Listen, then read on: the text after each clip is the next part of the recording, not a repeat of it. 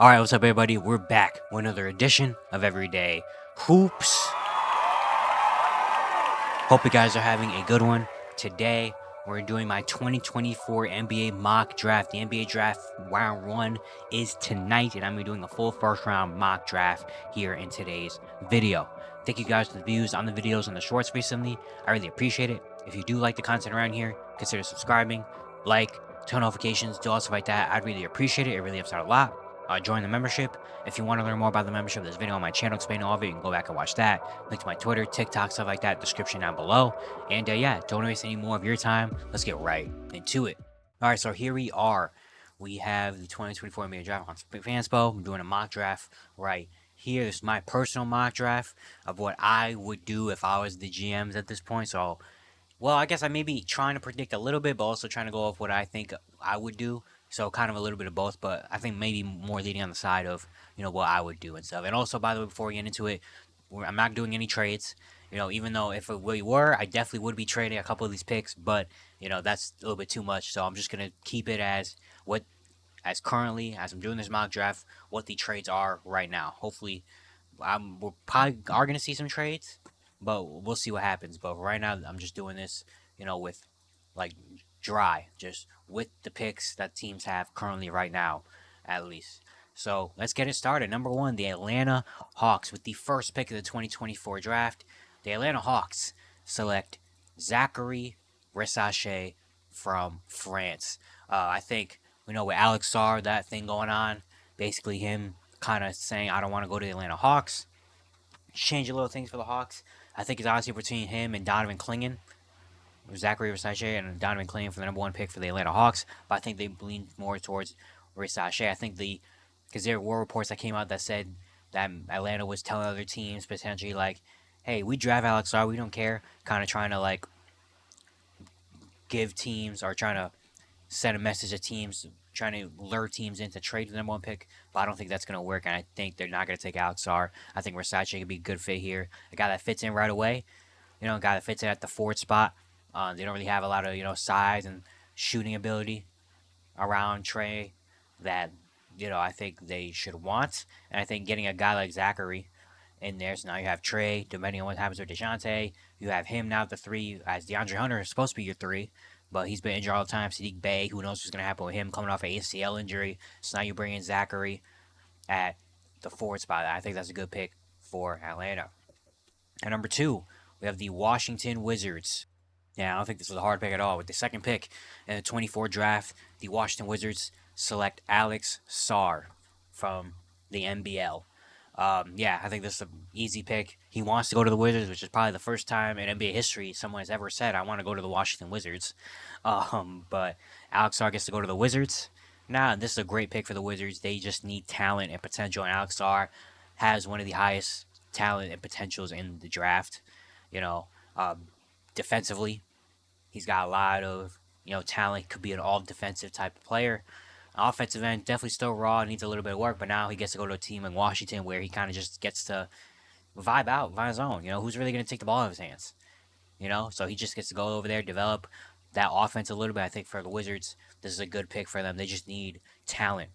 I think Alex Sarr is one of the more talented players in the draft.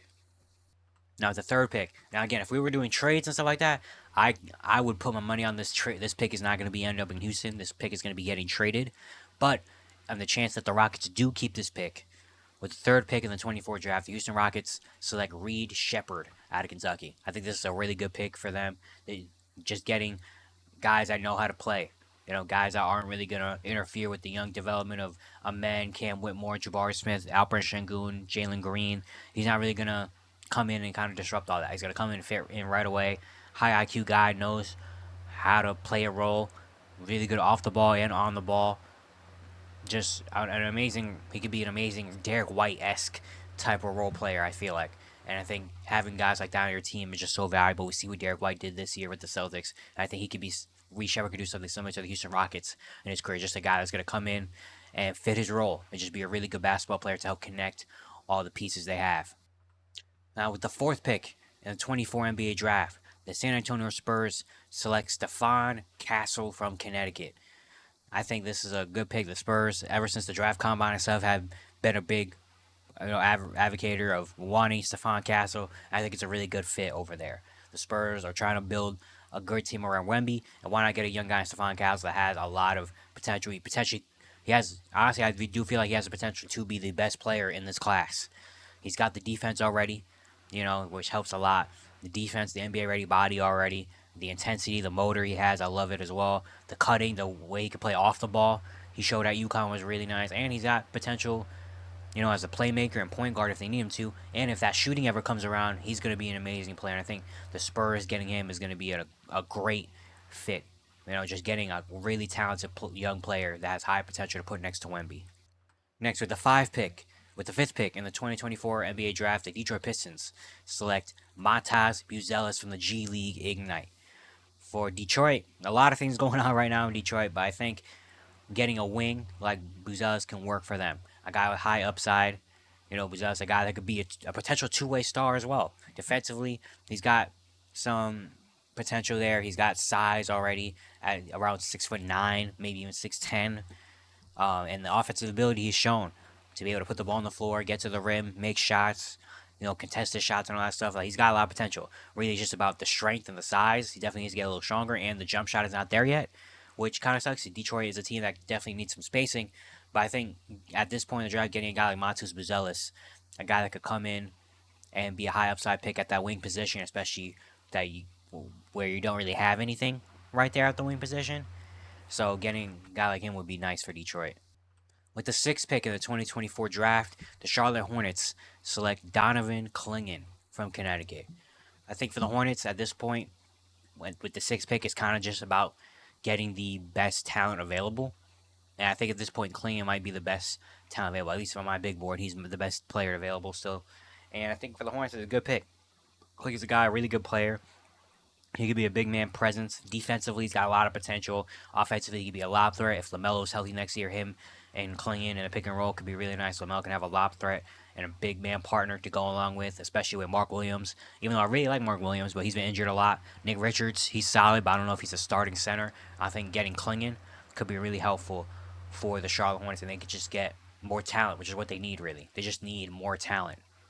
With the seventh pick in the 2024 draft, the Portland Trail Blazers select Cody Williams from Colorado.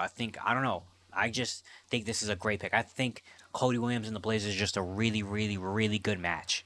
You know what I mean? I really do think it is. For Portland, they need some wing play. I think Cody Williams getting in there can do it.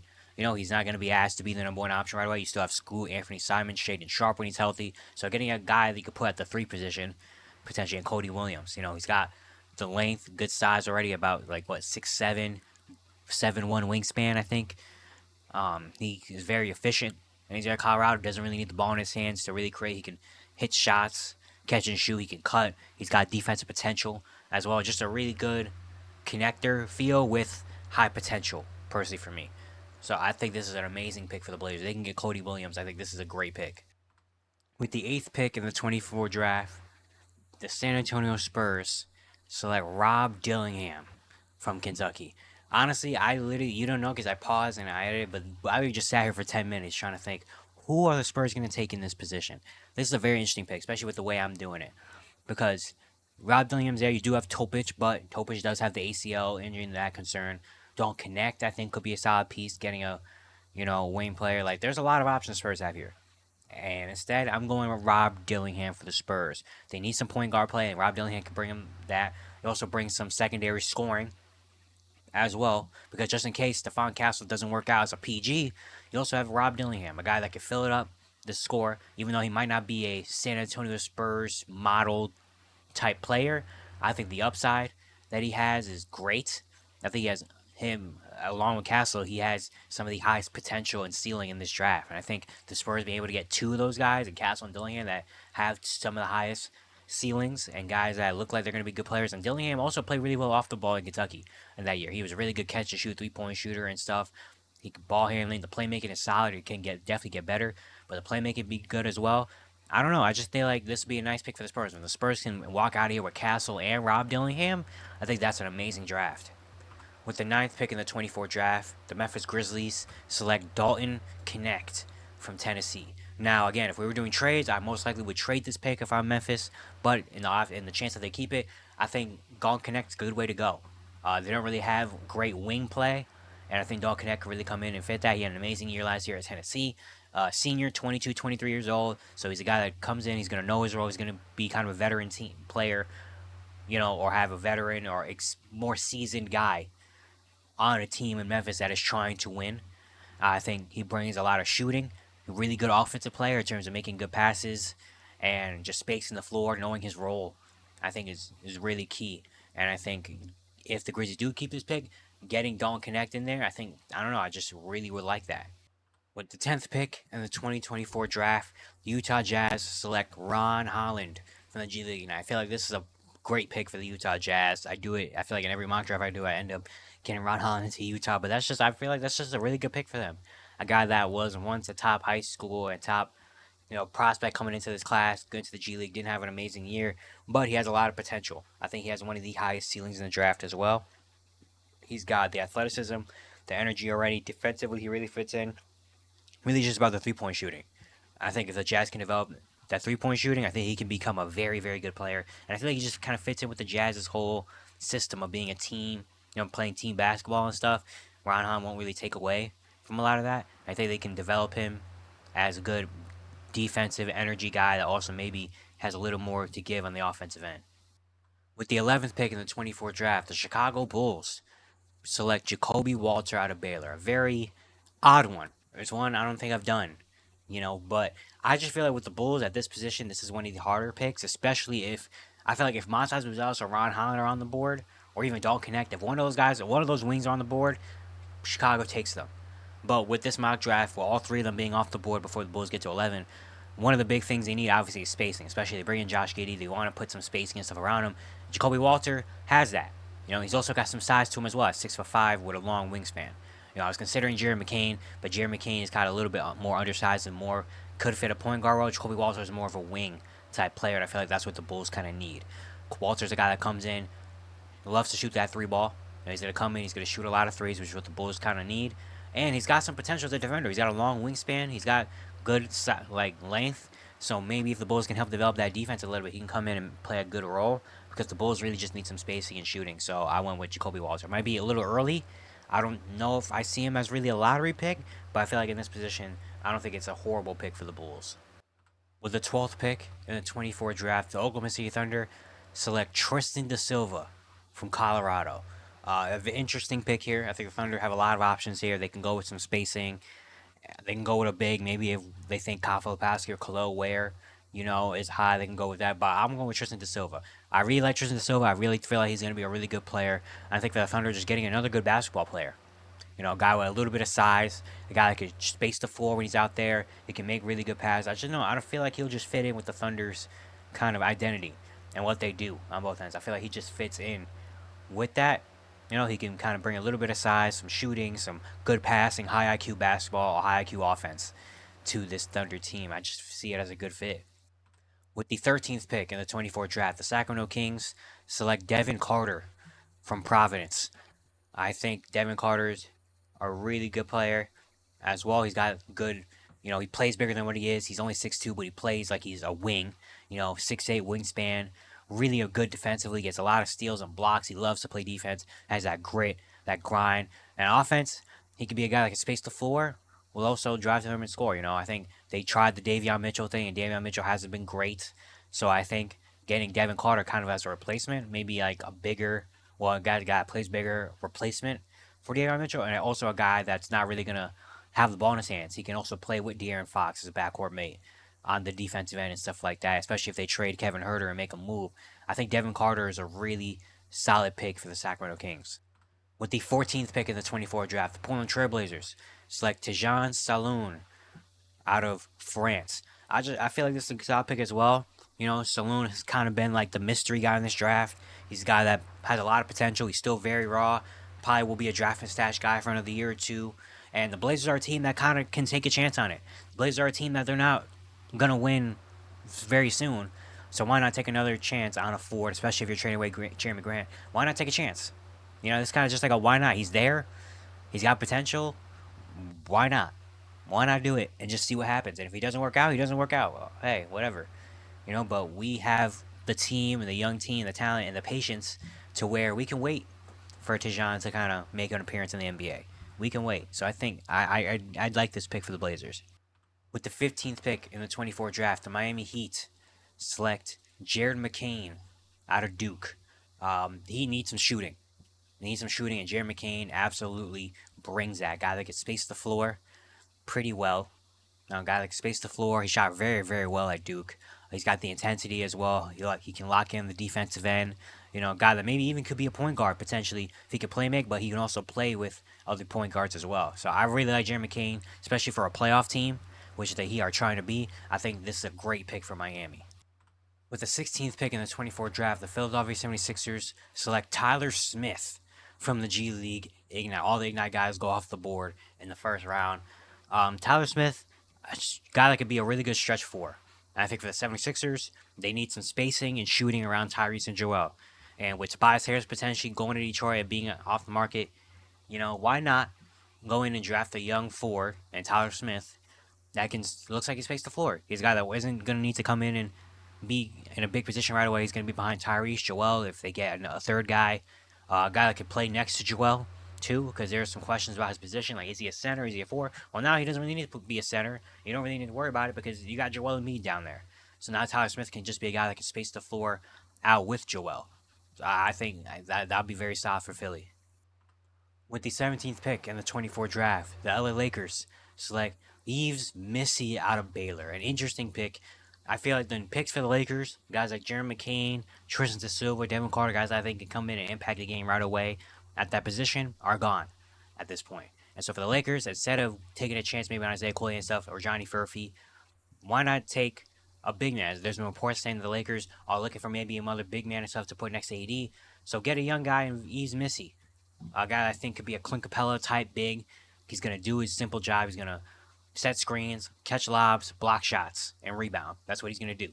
Any team would want a center like that. So for the Lakers, instead of going out and spending your money on getting one, why not draft one that can put behind AD? So when AD is out or he's not playing minutes, you still have a really good big man in the paint. With the 18th pick in the 24 draft, the Orlando Magic select Terrence Shannon Jr.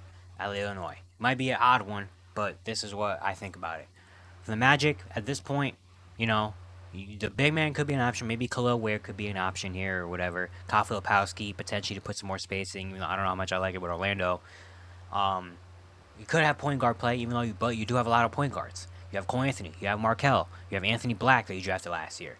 So kind of the only position you really need is some more spacing and shooting at maybe the wing position. Terrence Shannon Jr., he's a guy that played a lot of years in college, 22, 23 years old. Guy that likes to play in transition. He can run with you. He has the intensity and the motor, to play with this Magic team a Magic team that has a lot of dog in them and has a lot of fight. Terrence Shannon can come in and fit that mold. It can space the floor. And he's a guy that, a question I feel like for me is, what is his ceiling? With Orlando, he doesn't really need to show his ceiling. You're behind Paolo and Franz. So at this point, all you got to do is really just kind of space the floor next to them, play good defensively, and you can do it. I think Terrence Shannon is one of those guys that can do that, and he fits the intensity there. With the 19th pick in the 24 draft, the Toronto Raptors select Nikola Topic. He finally gets taken. Very, very interesting. I did not expect Topic to fall this far in my mock draft. But at this point for the Raptors, you do have Emmanuel Quickley at your point guard. But at this point, why not for the Raptors? So it's another kind of similar to Tijan Saloon with the Blazers. Like, why not? He's here. You get a guy that was a potential top 10 prospect at number 19. Why not? Get a guy that can develop. You're not really winning right away, so you don't really need or care about like the injury. You can wait on him, especially you already have IQ in there. So he's a guy that you can wait on him. And if he develops right, he could be a really nice piece next to Scotty Barnes. So I think for the Raptors, if he's there, why not? Why not just take a shot? With the 20th pick in the 2024 draft, the Cleveland Cavaliers select Keyshawn George out of Miami. He might be, a younger prospect, guy that didn't really shoot up draft boards until very late. But for the Cavaliers, I think this is a very solid pick. He's a guy that could come in. He might not be able to play right away, but if you're a Cavaliers team, you're trying to win now. So, yeah, he's a guy that's 6'7", that can handle the ball like him and shoot the ball like him. A lot of teams will love to have a prospect molded like that, and I think Keyshawn George would be a good fit for the Cavaliers, especially if a potential down the line Darius Garland trade happens. You can have another guy that you can put next to Donovan Mitchell that can shoot the ball. It could be a lot bigger as well at 6'7" with some defensive potential. With the 21st pick in the 2024 draft, the New Orleans Pelicans select Kyle Filipowski from Duke.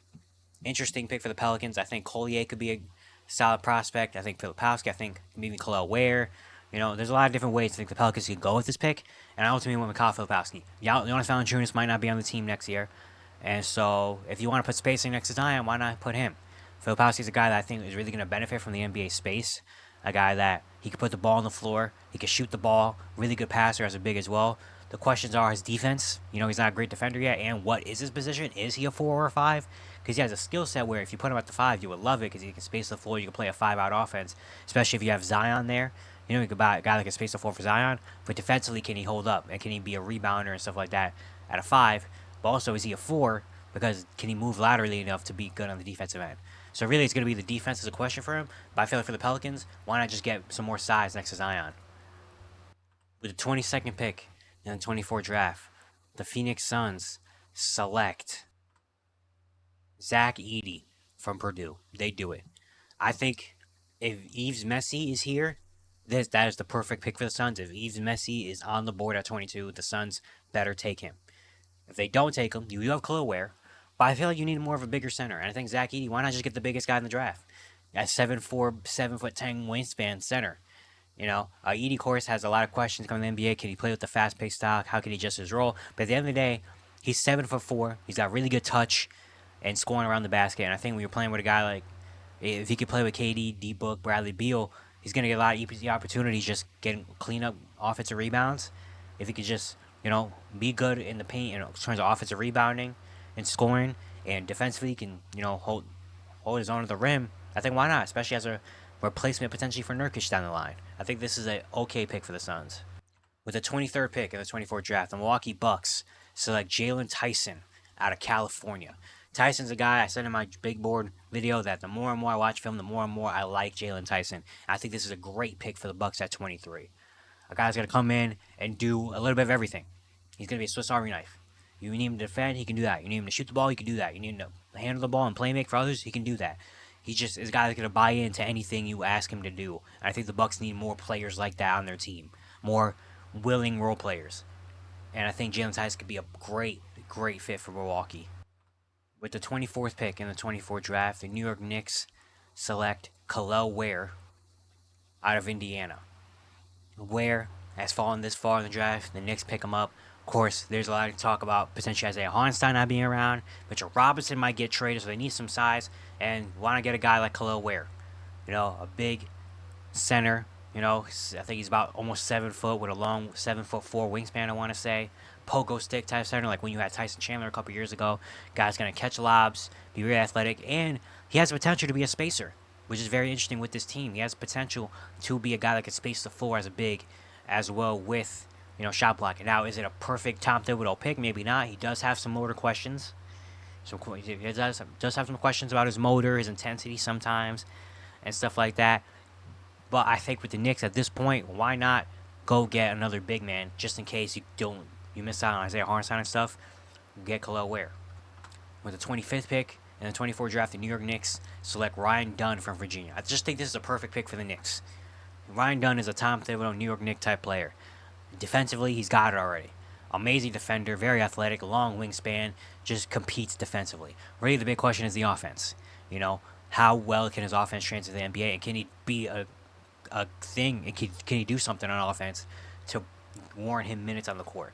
But I think with this Knicks team that's already, you can see from the trades last night, they're going in all win. They don't really need Ryan Dunn to be offense anything yet. If Ryan Dunn come in and play a couple minutes of good defense when they need him to, that's all they really need right now. Then later down the line, we'll see what happens. But I think this is a great pick for Ryan Dunn. He fits as the Knicks.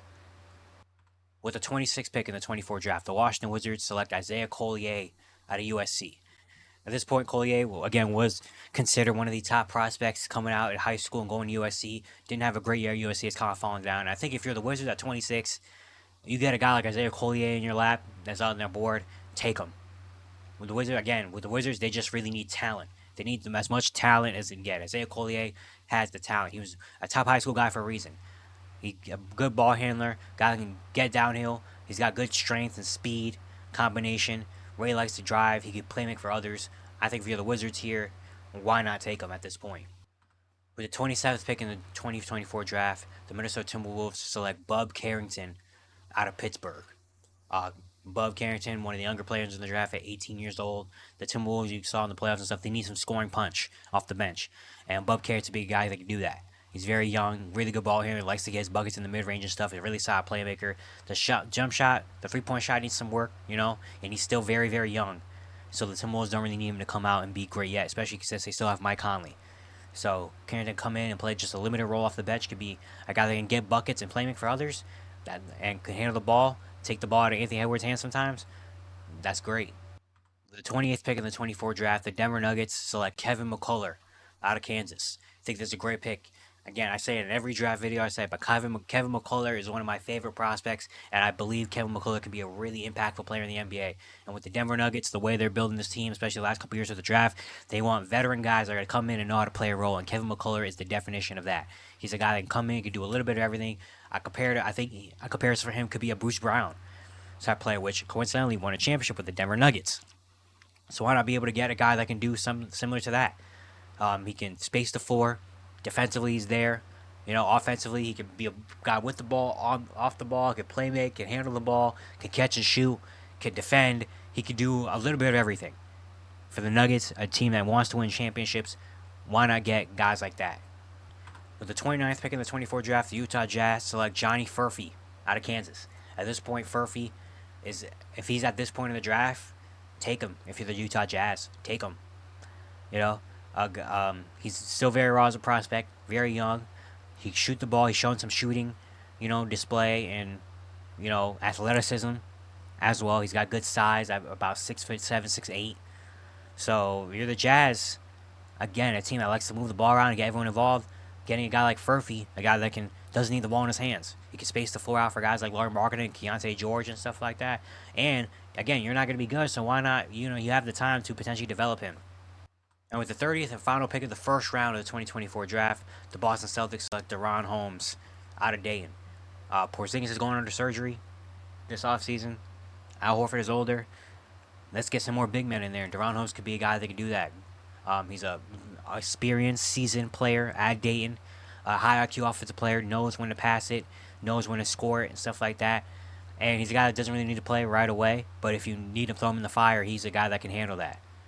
So the Celtics just get another big to add on to kind of the end of the bench, And there's my mock draft for the first round. So a little recap here. So the top 5 picks are Rasai Shea, number 1 to the Hawks, Alex Sarr, number 2 to the Wizards, Reed Sheppard goes 3 to Houston, the Spurs get Stephon Castle at 4, and Montes Bielisky goes 5 to Detroit, then Donovan Clingan 6 to Charlotte, Cody Williams goes 7 to Portland, Rob Dillingham goes 8 to San Antonio, Don Connect goes 9 to Memphis, Ron Holland ends out the top 10 in Utah, and then the rest of the lottery, Jacoby Walter goes to the Bulls at 11, Tristan DeSilva to the Thunder at 12, Devin Carter to the Kings at 13, and DeJon Salone to the Blazers at 14. Then the mid-first round, Jeremy McCain goes 15 to Miami. Tyler Smith goes 16 to Philly. The Lakers take Yves Messi at 17. The Magic take Terrence Shannon Jr. at 18. Nikola Topic falls to 19 to the Raptors. Keyshawn George goes 20 to the Cavaliers. Then you got Kyle Filipowski, 21 to the Pelicans. Zach Edey, 22 to the Suns. Jalen Tyson, 23 to the Bucks. Khalil Ware, 24 to the Knicks. Ryan Dunn, 25 to the Knicks. Isaiah Collier goes 26 to the Wizards. Bub Carrington goes 27 to the Timberwolves. Kevin McCullough goes 28 to the Nuggets. Johnny Furphy goes 29 to the Jazz. And the Celtics end out the first round by taking DaRon Holmes. Some players left in the second round that you have. You have Tyler Kolek still on the board out of Marquette. Bobby Klintman still on the board. Guys like AJ Mitchell, Adam Bona, Pacome Dadier out of France. Still have some really good prospects in the second round, but right now this is my mock draft for tonight. Alright, that's going to be it today. Hope you guys enjoyed. Once again, if you do like the content around here, consider subscribing. like, turn notifications, do all stuff like that. I'd really appreciate it. Really upset a lot. Very excited for this draft tonight. Also, by the way, I'm going to make a post about it, but I'm going to be going live tomorrow, Thursday the 27th at around 7:30 p.m. Eastern Standard Time.